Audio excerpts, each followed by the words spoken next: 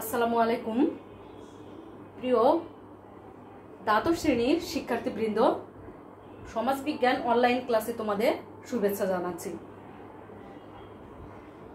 আজকে আমি সংক্ষিপ্ত সিলেবাসের আলোকে সমাজবিজ্ঞান প্রথম পত্রে যে চ্যাপ্টারগুলো ইনক্লুড করা হয়েছে তোমাদের 2021 সালের এইচএসসি পরীক্ষার জন্য সমাজবিজ্ঞান প্রথম পত্রের আমি শুরু করব। সংক্ষিপ্ত সিলেবাসের আলোকে চ্যাপ্টারগুলো আমি ডিসকাস করব। ইতিমধ্যে আমি সমাজবিজ্ঞান দ্বিতীয় পত্র সংক্ষিপ্ত সিলেবাসের আলোকে যে চ্যাপ্টারগুলো দেওয়া হয়েছিল সেখান থেকে অনুধাবনমূলক এবং জ্ঞানমূলক কোশ্চেনগুলো ডিসকাস করেছি। দ্বিতীয় পত্র হচ্ছে আর দরকার আমাদের শেষ হয়ে গেছে অলরেডি, তো সেজন্য আজকে সমাজবিজ্ঞান প্রথম পত্র। তো সংক্ষিপ্ত শিক্ষা বোর্ড কর্তৃক সংক্ষিপ্ত সিলেবাসের অন্তর্ভুক্ত যে চ্যাপ্টারগুলো, সেই যেমন প্রথম অধ্যায়টা হচ্ছে সমাজবিজ্ঞানের উৎপত্তি ও বিকাশ। প্রথম অধ্যায় তোমাদের ইনক্লুড করা হয়েছে এই চ্যাপ্টারটি। তো এই চ্যাপ্টারটি নিয়ে আমি ডিসকাস করব। প্রথমে আমি অনুধাবনমূলক কোশ্চেন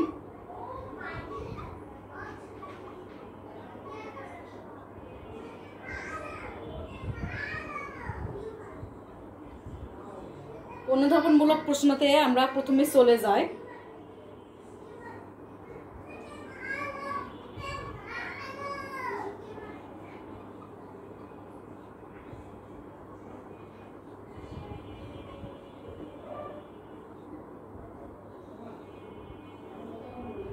সমাজবিজ্ঞান কাকে বলে? তোমরা সমাজবিজ্ঞান কাকে বলে ইতিমধ্যে অনেক ক্লাস পেয়েছো, তোমরা জানো। তারপরেও সমাজবিজ্ঞানের ইংরেজি প্রতিশব্দ সোশিওলজি।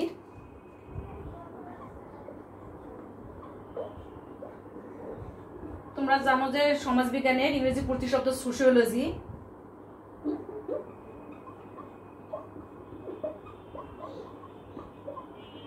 ল্যাটিন শব্দ সোশিয়াস,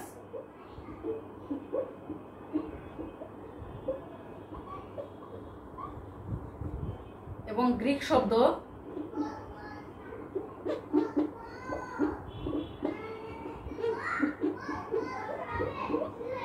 লগোস অর্থাৎ জ্ঞান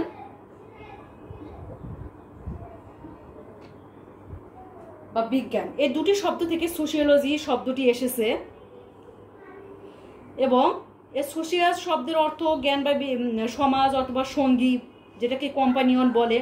যেহেতু সঙ্গী সাথী মিলে সমাজ গড়ে ওঠে, সেহেতু পরোক্ষভাবে এর মানে হচ্ছে সমাজ। অন্যদিকে লগোস শব্দটির অর্থ অধ্যয়ন বা জ্ঞান বা বিজ্ঞান। সুতরাং শাব্দিক অর্থে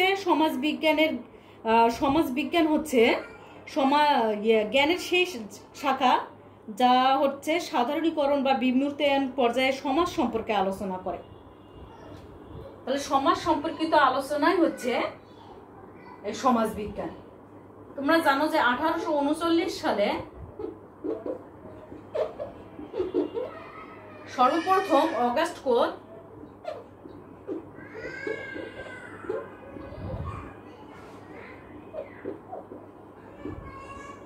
কোত তার পজিটিভ ফিলোসফি গ্রন্থে এই সোশিওলজি শব্দটি ব্যবহার করেন।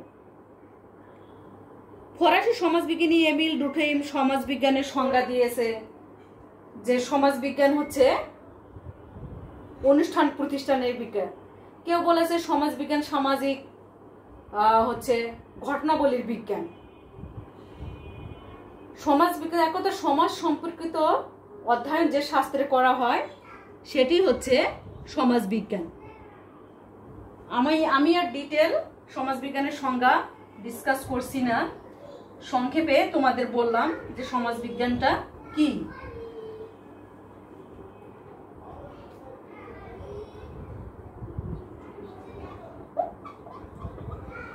সমাজবিজ্ঞান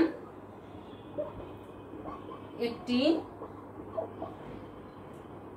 বিশ্লেষণধর্মী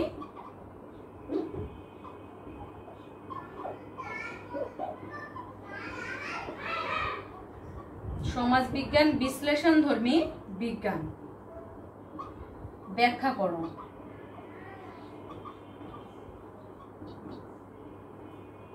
সমাজবিজ্ঞানের একটি বৈশিষ্ট্য হচ্ছে যে সমাজবিজ্ঞান একটি বিশ্লেষণধর্মী বিজ্ঞান। তা বিশ্লেষণধর্মী বিজ্ঞান সমাজবিজ্ঞানকে কেন বলা হয়েছে? আমরা জানি যে সমাজবিজ্ঞান গোটা সমাজের নিখুঁতভাবে বিশ্লেষণ করে এবং পর্যালোচনা করে, সেজন্য সমাজবিজ্ঞানকে বিশ্লেষণধর্মী বিজ্ঞান বলে অভিহিত করা হয়েছে। এবং সমাজবিজ্ঞান কেবল সমাজের ঘটনা বলেই যে আলোচনা করে তা না, বরং ওই ঘটনা সমূহের মধ্যে যে কার্যকরণ সম্পর্ক সেটা নির্ণয়ের একটা প্রচেষ্টা চালায় এই সমাজবিজ্ঞান। এক্ষেত্রে যুক্তিবাদী বিচার বিশ্লেষণের সহায়তা নিয়ে সমাজবিজ্ঞান একে বিশ্লেষণ করার চেষ্টা করে, আর এজন্য সমাজবিজ্ঞানকে একটি বিশ্লেষণধর্মী বিজ্ঞান হিসেবে আখ্যায়িত করা হয়েছে।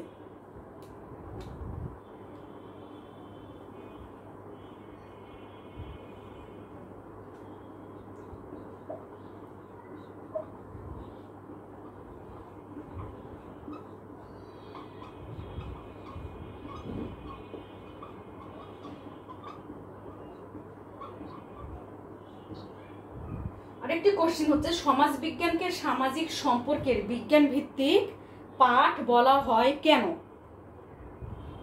সমাজবিজ্ঞান যেহেতু সমাজের বসবাসরত মানুষের পারস্পরিক সম্পর্কের একটা বিজ্ঞান ভিত্তিক বিশ্লেষণ করে, সেহেতু সমাজবিজ্ঞানকে সামাজিক সম্পর্কের বিজ্ঞান ভিত্তিক পাঠ বলা হয়েছে। সমাজবিজ্ঞান সামাজিক বিজ্ঞানের একটি শাখা। তোমরা জানো সমাজবিজ্ঞান হচ্ছে সামাজিক বিজ্ঞানের একটি শাখা, এবং সামাজিক মানুষের আচার আচরণ, আদর্শ, মূল্যবোধ, কার্যাবলী, রীতিনীতি কিভাবে পারস্পরিক সম্পর্কের ভিত্তিতে গড়ে ওঠে এবং কিভাবে এর চলমানতা বজায় থাকে তা নিয়ে অধ্যয়ন করতে গিয়ে গোটা সমাজের মধ্যেই কিন্তু এই সমাজবিজ্ঞানকে অনুসন্ধান চালাতে হয়। তাই সমাজবিজ্ঞানকে সমাজের বিজ্ঞান ভিত্তিক পাঠ বলা হয়েছে, কারণ সমাজবিজ্ঞানে শুধুমাত্র সমাজকে শুধু বিচার বিশ্লেষণ করে বিজ্ঞান ভিত্তিক দৃষ্টিভঙ্গি নিয়ে। এজন্যই সমাজবিজ্ঞানকে সামাজিক সম্পর্কের বিজ্ঞান ভিত্তিক পাঠ বলা হয়েছে। সমাজবিজ্ঞান হলো মূল্যবোধ নিরপেক্ষ বিজ্ঞান। তোমরা জানো যে সমাজবিজ্ঞানের একটি বৈশিষ্ট্য হলো যে সমাজবিজ্ঞান হলো মূল্যবোধ নিরপেক্ষ বিজ্ঞান। এখন মূল্যবোধ নিরপেক্ষ বিজ্ঞান সমাজবিজ্ঞানকে কেন বলা হয়েছে? যে সমাজবিজ্ঞান ন্যায় অন্যায় বোধ নিরপেক্ষ অর্থাৎ বস্তুনিষ্ঠ ও যুক্তিপ্রবণ বিজ্ঞান বলে এই শাস্ত্রটিকে বা এই বিষয়টিকে মূল্যবোধ নিরপেক্ষ বিজ্ঞান হিসেবে অভিহিত করা হয়েছে। বিজ্ঞানের প্রধান ধর্মই হচ্ছে কি নৈতিকতার ক্ষেত্রে নিরপেক্ষ থাকা, নিউট্রাল থাকতে হবে, বিজ্ঞানের ধর্মই হচ্ছে। আর তাই সমাজ বিজ্ঞানে যে সিদ্ধান্তগুলো নেওয়া হয় এই সিদ্ধান্ত গ্রহণের ক্ষেত্রে একটা নিরপেক্ষতা বজায় রাখে। সমাজ বিজ্ঞানীগণ সামাজিক বা ব্যক্তিগত মূল্যবোধের সমাজ বিজ্ঞানীগণ যখন কোনো একটা রিসার্চ করতে যায়, কোনো গবেষণা করতে যায়, তখন ব্যক্তিগত তার মতামতকে কোনোভাবেই ব্যক্তিগত মূল্যবোধকে কোনোভাবেই প্রাধান্য দেয় না, বা ব্যক্তিগত মূল্যবোধকে কোনোভাবেই প্রভাবিত কোনো কিছুর মূল্যবোধের দ্বারা কোনোভাবেই প্রভাবিত না হয়ে যে সামাজিক যে ঘটনা বলি সেগুলো বিচার বিশ্লেষণ করে। যেহেতু সমাজ বিজ্ঞানীগণ সমাজের বিভিন্ন সমস্যাকে বিচার বিশ্লেষণ করতে গিয়ে নিরপেক্ষতা অবলম্বন করে, সেজন্য সমাজ বিজ্ঞানকে মূল্যবোধ নিরপেক্ষ বিজ্ঞান বলে অভিহিত করা হয়েছে। আশা করি তোমরা বুঝতে পেরেছো।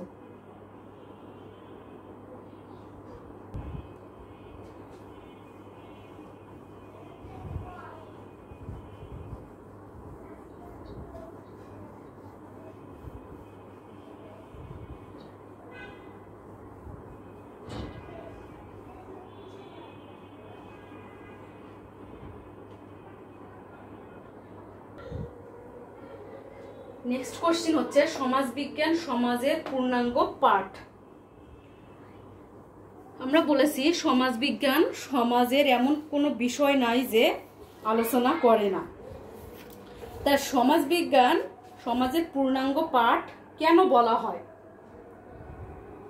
সমাজকে যদি সামগ্রিকভাবে এবং ব্যাপকভাবে অধ্যয়ন করা যায় বলে সমাজ বিজ্ঞানকে সমাজের পূর্ণাঙ্গ পাঠ বলা হয়েছে। সমাজবিজ্ঞান যেহেতু সমাজকে পুরা বিষয় মানে সামগ্রিকভাবে এবং ব্যাপকভাবে আলোচনা করে, বিশ্লেষণ করে। রাষ্ট্রবিজ্ঞান, অর্থনীতি, সমাজবিজ্ঞান, নৃবিজ্ঞান, এই সামাজিক বিজ্ঞানগুলো কি করে? সমাজের একটা নির্দিষ্ট বিষয় নিয়ে আলোচনা করে। যেমন রাষ্ট্রবিজ্ঞান রাষ্ট্র, নাগরিক, সরকার, রাজনীতি এগুলো নিয়ে আলোচনা করে। অর্থনীতি হলো অর্থনৈতিক বিষয়ক মানে চাহিদা, তারপর হচ্ছে মানে এই বিষয়গুলো নিয়ে আলোচনা করে। সমাজ কল্যাণেরও যেমন নৃবিজ্ঞানেরও একটা নির্দিষ্ট বিষয় রয়েছে, কিন্তু হলো সমাজ বিজ্ঞান সমাজের সব কিছু, অর্থনীতি থেকে শুরু করে রাষ্ট্রের, নাগরিক সব কিছু নিয়ে সমাজ বিজ্ঞান আলোচনা করে। এ সকল সামাজিক বিজ্ঞানে মানে অর্থনীতি, রাষ্ট্রবিজ্ঞান, এই সামাজিক বিজ্ঞানের কোনোটাই সমাজ সম্পর্কিত পূর্ণাঙ্গ একটা অধ্যয়ন করে না। পক্ষান্তরে কি হচ্ছে যে গোটা সমাজে সমাজ বিজ্ঞানের আলোচনার বিষয় বা ক্ষেত্র, তাই সমাজ বিজ্ঞানকে সমাজের পূর্ণাঙ্গ পাঠ বলা হয়েছে। নেক্সট, যে সমাজ বিজ্ঞানকে প্রাকৃতিক বিজ্ঞান বলা যায় না কেন, ব্যাখ্যা করো। তোমরা জানো যে সামাজিক বিজ্ঞান এবং প্রাকৃতিক বিজ্ঞান, প্রাকৃতিক বিজ্ঞান বলতে আমরা কোনটা কি বুঝিয়েছি, যে যেগুলো হচ্ছে মানে পরীক্ষা নিরীক্ষা এবং পরীক্ষাগারে নিয়ে কাটাছেড়া করা হয়, সেগুলোকে আমরা বলেছি প্রাকৃতিক বিজ্ঞান। যেমন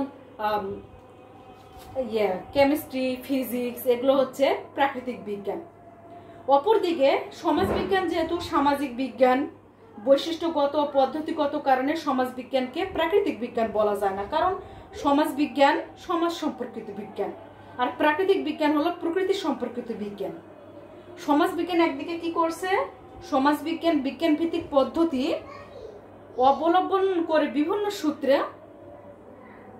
ব্যবহার করে। অন্যদিকে প্রাকৃতিক বিজ্ঞানকে যেমন পরীক্ষা নিরীক্ষা এবং পরীক্ষাগারে নিয়ে কাটাছেড়া করা হয়, সমাজের মানুষের আচার আচরণকে তা কিন্তু করা কখনোই সম্ভব নয় প্রাকৃতিক বিজ্ঞানের ন্যায়। সমাজ বিজ্ঞান বিজ্ঞান ভিত্তিক আলোচনা করে ঠিকই, কিন্তু প্রাকৃতিক বিজ্ঞানের মতো না যে পরীক্ষা করে মানে ল্যাবরেটরিতে গিয়ে পরীক্ষা নিরীক্ষা করছে, তা না। সেই জন্য সমাজ বিজ্ঞানকে প্রাকৃতিক বিজ্ঞান বলা যায় না। নেক্সট কোশ্চেন হচ্ছে সমাজ বিজ্ঞানকে মানব সম্পর্কের বিজ্ঞান বলা হয় কেন? সমাজ বিজ্ঞান যেহেতু মানব আচরণ, মানুষের আচরণ এবং সমাজ সম্পর্কে পঠন পাঠন ও গবেষণা করে, তাই একে মানব সম্পর্কের বিজ্ঞান হিসেবে অভিহিত করা হয়েছে। কারণ সমাজ বিজ্ঞান হলো সমাজ সম্পর্কিত কি করে বস্তুনিষ্ঠ একটা পাঠ বা বিশ্লেষণ করে। বিভিন্ন সমাজ বিজ্ঞানীদের দৃষ্টিভঙ্গিগত পার্থক্য থাকলেও তাদের যে সমাজ বিজ্ঞানে যে তারা সংজ্ঞা প্রদান করেছে, একটি বিষয়ে লক্ষ্য করা যায় যে তাদের সব সংজ্ঞাগুলোতে দেখা যাচ্ছে যে সমাজ বিজ্ঞানের সংজ্ঞা দিয়েছে যে মানুষের পারস্পরিক সম্পর্কের উপর কিন্তু গুরুত্ব দেওয়া হয়েছে।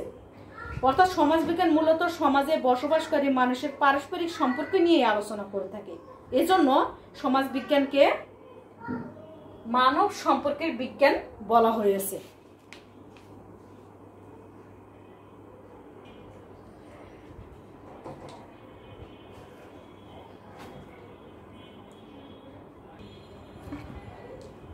শিক্ষার সমাজবিজ্ঞান বলতে কি বোঝো? সমাজবিজ্ঞানের একটি শাখা হচ্ছে শিক্ষার সমাজবিজ্ঞান। এই শিক্ষার সমাজবিজ্ঞান বলতে কি বোঝো?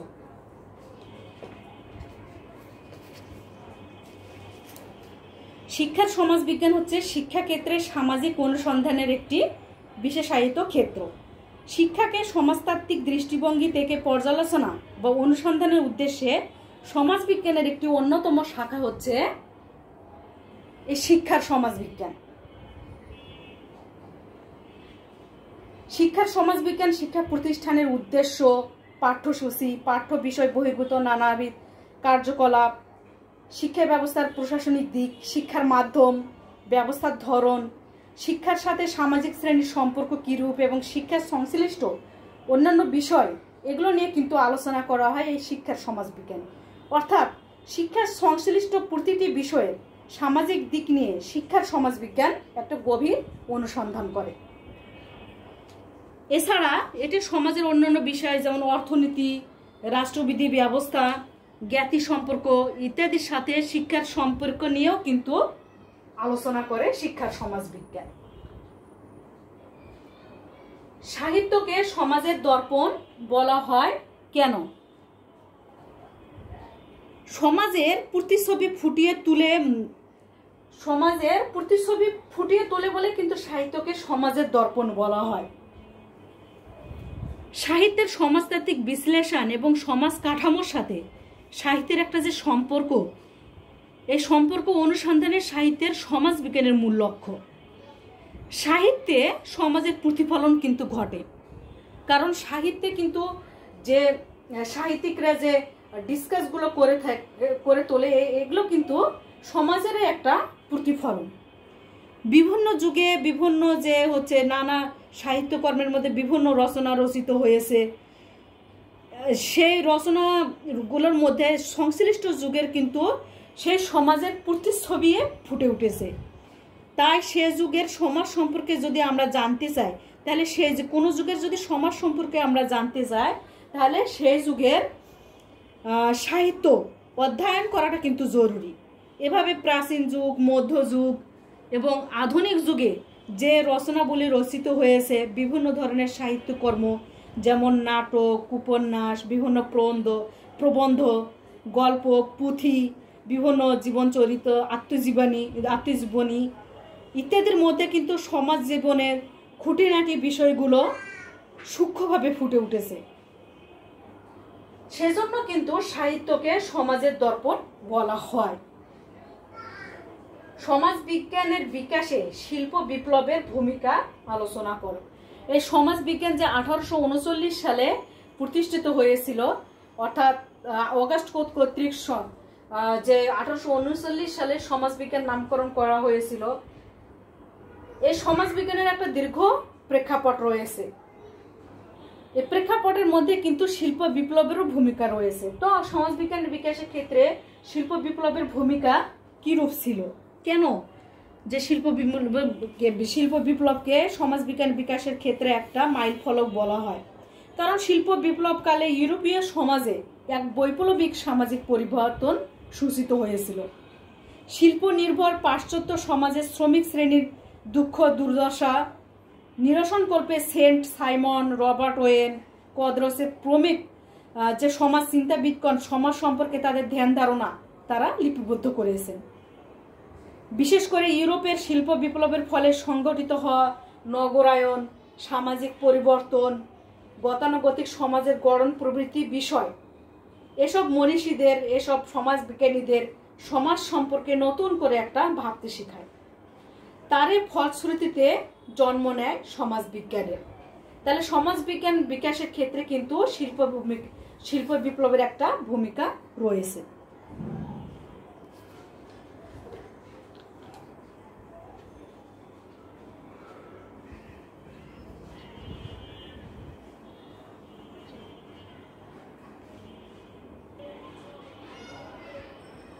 সমাজবিজ্ঞান বিকাশের মূলে জীববিজ্ঞানের বিবর্তন তত্ত্ব গুরুত্বপূর্ণ, ব্যাখ্যা করো। সমাজবিজ্ঞানের উৎপত্তির মূলে জীববিজ্ঞানে ব্যবহৃত যে বিবর্তনবাদী তত্ত্ব, সেটির একটা বিশেষ ভূমিকা রয়েছে। তোমরা জানো যে জীববিজ্ঞানের বিবর্তনবাদী তত্ত্বের প্রবর্তককে চার্লস ডারউইন। কি বলেছিল জীববিজ্ঞানে? তার বিবর্তনবাদী একটা মতবাদ দিয়েছিলেন উনি, যে কিভাবে আজকের মানুষের বিবর্তনের মাধ্যমে আজকের মানুষের জন্ম হয়েছে। সমাজবিজ্ঞানীগণ যখন দেখলেন যে সমাজ জীবনেও বিবর্তনবাদ একটা বিশেষভাবে প্রযোজ্য, যারা সমাজকে জীবদেহের সাথে তুলনা করে এর বিবর্তনবাদী ব্যাখ্যা দিয়েছেন, তাদের মধ্যে সমাজবিজ্ঞানকে জীবদেহের সাথে তুলনা করে বিবর্তনবাদী ব্যাখ্যা দিয়েছেন অনেক সমাজবিজ্ঞানী। তাদের মধ্যে উল্লেখযোগ্য মর্গান, হারবার্ট স্পেন্সার, ওয়েস্টারমার্ক। তারা তো এই ওয়েস্টারমার্ক, মর্গান, হারবার্ট স্পেন্সার তারা জীব জগতের সাথে সমাজের একটা তুলনামূলক আলোচনা করে দেখাতে সক্ষম হন যে সমাজ কিভাবে সরল অবস্থা থেকে ক্রমে একটা জটিল অবস্থায় বিবর্তিত হয়েছে। তারা বলেছে যে আগে সমাজটা ছিল সরল, ধীরে ধীরে সেই সরল অবস্থা থেকে জটিল অবস্থায় বিবর্তন হয়েছে। আবার মার্ক্সের যে সমাজতান্ত্রিক আলোচনা, সেখানেও কিন্তু আমরা বিবর্তনবাদের প্রভাব একটা লক্ষ্য করি। তাদের এই যে সমাজ নিয়ে তাদের হচ্ছে যে হলো বিবর্তনবাদী আলোচনা, এই আলোচনা সমাজবিজ্ঞানের বিকাশের গুরুত্বপূর্ণ একটা ভূমিকা রেখেছে। সেজন্য বলা হয় যে সমাজবিজ্ঞান বিকাশের মূলে সব জীববিজ্ঞানের বিবর্তন তত্ত্বের একটা ভূমিকা গুরুত্বপূর্ণ। সমাজবিজ্ঞানে রাষ্ট্রবিজ্ঞানকে সমাজবিজ্ঞানের বিশেষীকৃত শাখা বলা হয়েছে কেন? রাষ্ট্রবিজ্ঞানকে সমাজবিজ্ঞানের বিশেষীকৃত শাখা বলা হয় কেন? সমাজবিজ্ঞানের বিষয়বস্তুর সাথে রাষ্ট্রবিজ্ঞানের বিষয়বস্তুর মিল রয়েছে। এই মিলের কারণে কিন্তু রাষ্ট্রবিজ্ঞানকে সমাজবিজ্ঞানের বিশেষীকৃত একটা শাখা বলা হয়েছে।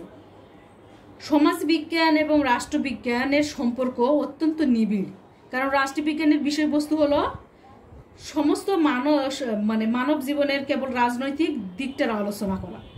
অন্যদিকে সমাজবিজ্ঞান হলো একটি মৌলিক সামাজিক বিজ্ঞান, যার বিষয়বস্তু হলো মানুষের সমাজ জীবন। যার কারণে সমাজবিজ্ঞানের আলোচনার ক্ষেত্রটা কি ব্যাপক।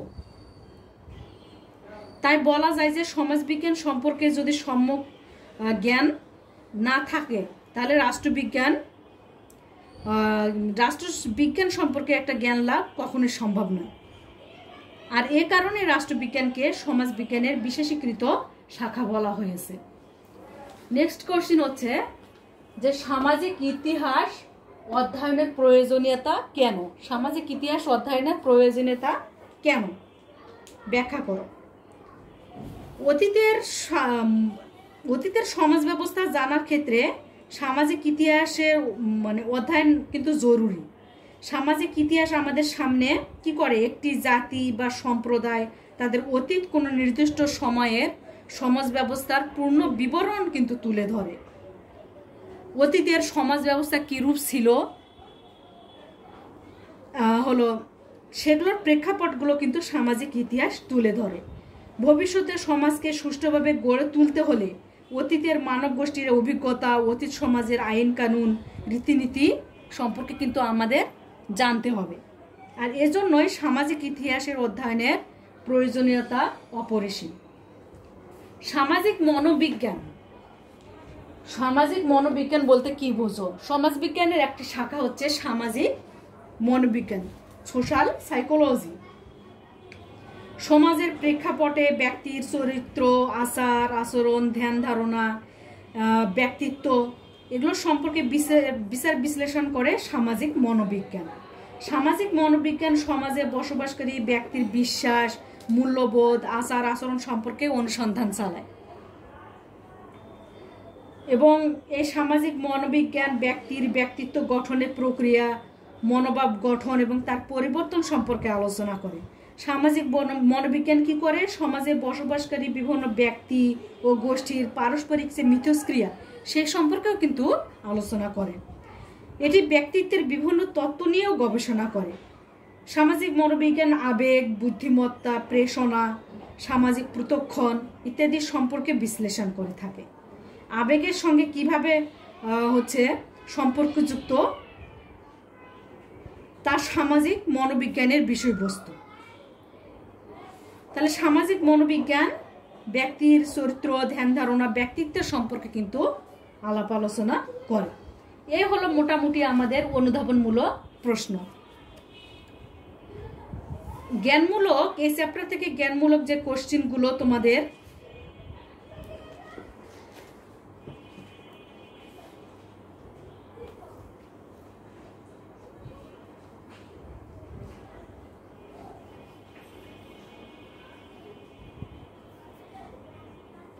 এই চ্যাপ্টারের জ্ঞানমূলক প্রশ্নগুলো তোমাদের মোটামুটি যেগুলো তোমরা তো পুরো চ্যাপ্টারটা ভালোভাবে পড়বে অবশ্যই। যে জ্ঞানমূলক প্রশ্নগুলো যেমন সমাজবিজ্ঞানের সংজ্ঞা থেকে মানে সমাজবিজ্ঞানের উদ্ভব হয়েছিল কবে, সামাজিক বিজ্ঞান সমূহের মধ্যে সর্বকনিষ্ঠ শাস্ত্র কি সমাজবিজ্ঞান, সমাজবিজ্ঞান কাকে বলে, কোন কোন শব্দের সমন্বয়ে সোশিওলজি শব্দটির উৎপত্তি হয়েছে,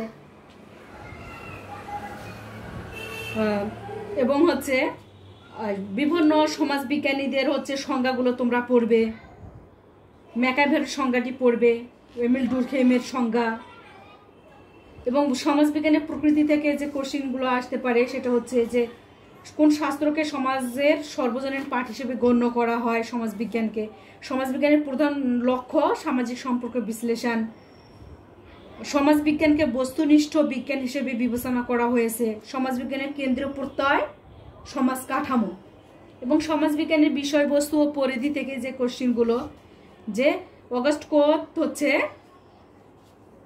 সমাজবিজ্ঞানকে দুই ভাগে ভাগ করেছেন। সমাজবিজ্ঞানের প্রধান আলোচ্য বিষয় কি, মানুষের বিভিন্ন ধরনের সামাজিক সম্পর্ক। নগর সমাজবিজ্ঞানের বিকাশ ঘটে বিংশ শতকের প্রথম ধাপে। দৃষ্টবাদী মতবাদ গোষ্ঠীর সমাজ বিশ্লেষণে প্রাকৃতিক বিজ্ঞানের পদ্ধতি অনুসরণ করার উপর গুরুত্ব দেন। The ancient regime and the France revolution এ গ্রন্থের লেখককে রাষ্ট্রবিজ্ঞানী ও ইতিহাসবিদ, ফরাসি রাষ্ট্রবিজ্ঞানী ও ইতিহাসবিদ এলেক্সিস ডি টকভিলে। আবার উন্নয়ন পরিকল্পনা সফলভাবে বাস্তবায়ন করতে হলে কোন শাস্ত্রের জ্ঞান একান্ত প্রয়োজন, সমাজবিজ্ঞানের। সামাজিক জ্ঞানের অভাবে সমাজকে তার বাস্তব রূপ দেওয়া অসম্ভব। সামাজিক সমস্যার সমাধানে কোন শাস্ত্রটি অধ্যয়নের প্রয়োজন, সমাজবিজ্ঞানের। উৎপত্তি, পটভূমি ও বিকাশধারা থেকে যে কোশ্চিনগুলো আসবে, যে প্লেটো তার কোন গ্রন্থে আদর্শ সমাজ ও রাষ্ট্র প্রতিষ্ঠা সিদ্ধ করে, বা প্লেটোর বিখ্যাত গ্রন্থ কি, দ্য রিপাবলিক। ইবনে খালদুনের হচ্ছে আল উমরান গ্রন্থে সমাজবিজ্ঞানের মানে সমাজবিজ্ঞান সম্পর্কে বিস্তারিত আলোচনা করে। সমাজবিজ্ঞানের জনক ফরাসি দার্শনিক অগাস্ট কোত। সোশ্যালজি শব্দটি সর্বপ্রথম কে ব্যবহার করেন, ফরাসি দার্শনিক অগাস্ট কোত 1839 খ্রিস্টাব্দে সোশ্যালজি শব্দটি সর্বপ্রথম ব্যবহার করেন। দ্য নিউ সায়েন্স গ্রন্থটি কার, গ্রন্থটি হচ্ছে ভিকোর, ইটালিয়ান রাজনৈতিক দার্শনিক ভিকো একজন।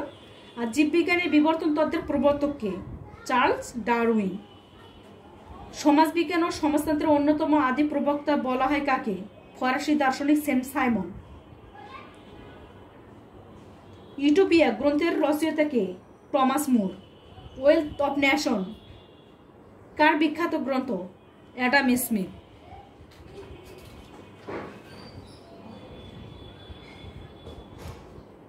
তারপর হচ্ছে সমাজবিজ্ঞান এবং নৃবিজ্ঞানের মধ্যে সম্পর্কগুলো করবা, রাষ্ট্রবিজ্ঞান এবং সমাজবিজ্ঞানের মধ্যে সম্পর্ক, অর্থনীতি এবং সমাজবিজ্ঞানের মধ্যে সম্পর্ক, সমাজের মৌল কাঠামো কি, অর্থনীতি। অর্থনীতির প্রধান আলোচ্য বিষয়গুলো কি, উৎপাদন, বন্টন, ভোগ। আর রাষ্ট্রবিজ্ঞানের আলোচ্য বিষয় রাষ্ট্র, নাগরিক, রাজনীতি ইত্যাদি। রাষ্ট্রবিজ্ঞানের মানুষকে রাজনৈতিক জীব হিসেবে ধরে নেওয়া হয় এবং আদর্শনিষ্ঠ বিজ্ঞান হিসেবে গণ্য করা হয় রাষ্ট্রবিজ্ঞানকে। আবার নৃবিজ্ঞানের সাথে সমাজবিজ্ঞানের যে আমরা আলোচনা, যে নৃবিজ্ঞান কাকে বলে, ব্যুৎপত্তিগত অর্থ। নৃবিজ্ঞানের অর্থ হলো মানুষ সম্পর্কিত পাঠ। নৃবিজ্ঞানের কয়টি ভাগ, দুইটি ভাগ, একটি হচ্ছে দৈহিক নৃবিজ্ঞান আর একটি হচ্ছে সাংস্কৃতিক বা সামাজিক নৃবিজ্ঞান। সামাজিক বিজ্ঞানের অন্তর্ভুক্ত কোন দুটি শাস্ত্রকে যমজ বোন হিসেবে অভিহিত করা হয়, সমাজবিজ্ঞান এবং নৃবিজ্ঞান শাস্ত্রকে যমজ বোন হিসেবে অভিহিত করা হয়। ইতিহাস এবং সমাজবিজ্ঞানের মধ্যে যে সম্পর্কগুলো, যে ইতিহাস থেকে বিচ্ছিন্ন করলে সমাজবিজ্ঞান হতে পারে না, এই উক্তিটি দিয়েছিলেন সমাজতাত্ত্বিক ড্যানিশ সমাজতাত্ত্বিক ভন বোলর। ইতিহাস কি, ইতিহাস হলো মানব সমাজের অতীত ঘটনার ধারাবাহিক বিশ্লেষণ। ইতিহাস রচনার আগে ইতিহাসবিদদের সমাজ সম্পর্কে জ্ঞান থাকতে হবে, নইলে বস্তুনিষ্ঠ ইতিহাস রচনা সম্ভব নয়। উক্তিটি করেছিলেন ইবনে খালদুন। আবার মনোবিজ্ঞানের সাথে সমাজবিজ্ঞানের সম্পর্ক, যে সামাজিক জীব হিসেবে মানুষের মানসিক প্রক্রিয়া সমূহ নিয়ে অধ্যয়ন করে সমাজ মনোবিজ্ঞান। তারপর সমাজ কল্যাণের সাথে সমাজবিজ্ঞানের সম্পর্ক, সমাজ কল্যাণের উদ্দেশ্য কি? সমাজ জীবনে বিভিন্ন ভূমিকা পালন করতে গিয়ে মানুষ যেসব বাধা বিপত্তির সম্মুখীন হয় সেগুলোকে সমাধান করে মানুষের সার্বিক কল্যাণ সাধন করাই হচ্ছে সমাজ কল্যাণের উদ্দেশ্য। এগুলো মোটামুটি তোমাদের জ্ঞানমূলক কোশ্চেন।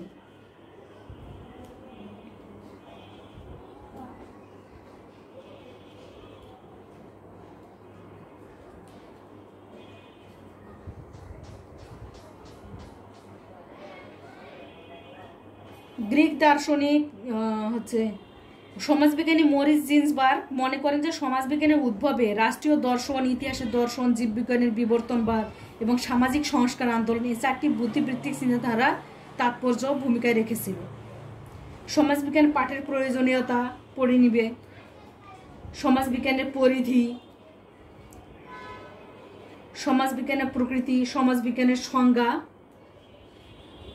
এগুলোই হচ্ছে প্রথম অধ্যায় ও সমাজবিজ্ঞানের উৎপত্তি ও বিকাশ এই চ্যাপ্টারের মূল প্রতিপাদ্য বিষয়।